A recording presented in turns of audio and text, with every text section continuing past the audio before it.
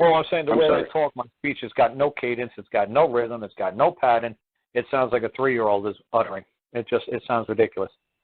Right. I get rid of all. There's no way they can answer it. There's no way. They just look at it and say, there is no word in here that we can possibly manipulate, spin like I did with you. You said the pen is red. Red is pen? Really?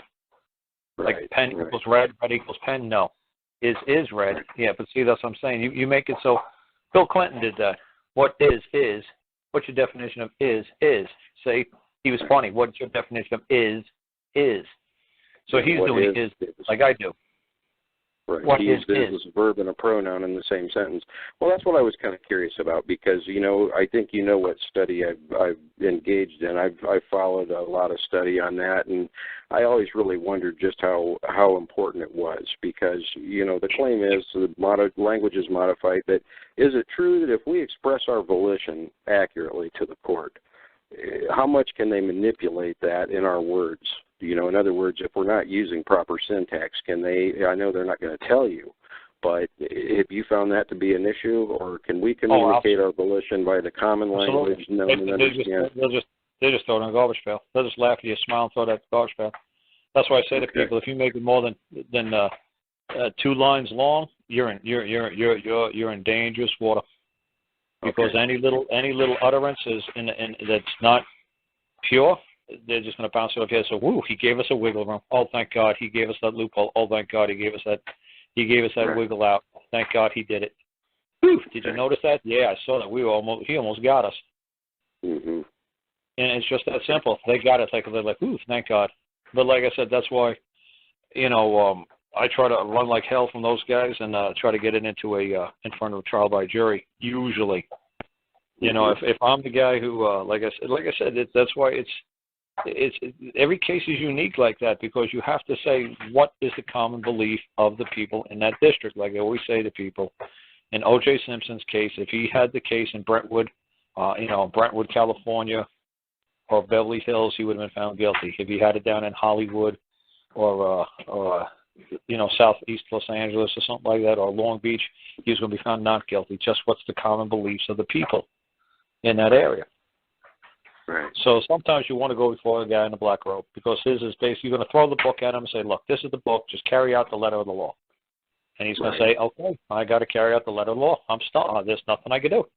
Is this what the contract says? It's black and white. Is this what the page says? It's black and white. I'm here to maintain status quo. I'm not here to interpret.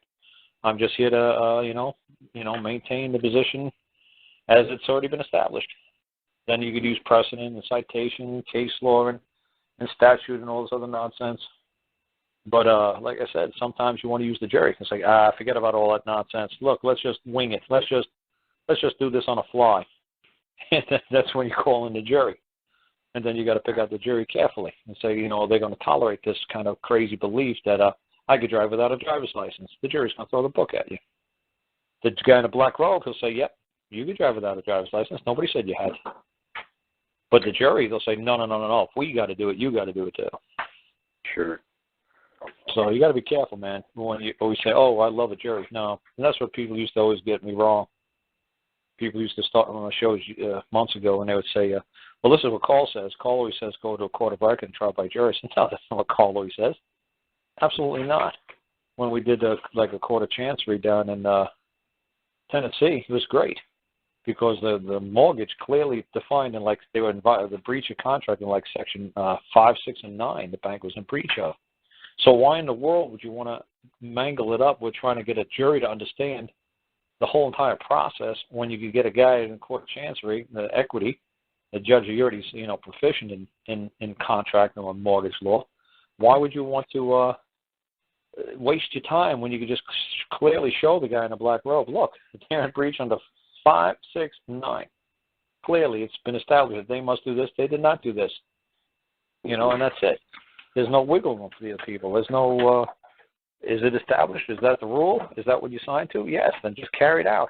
And that's why I tell people, when you read your mortgage, you won't believe how many times in breach that the bank is. I said, then just bring that up to the court. Don't worry about a jury.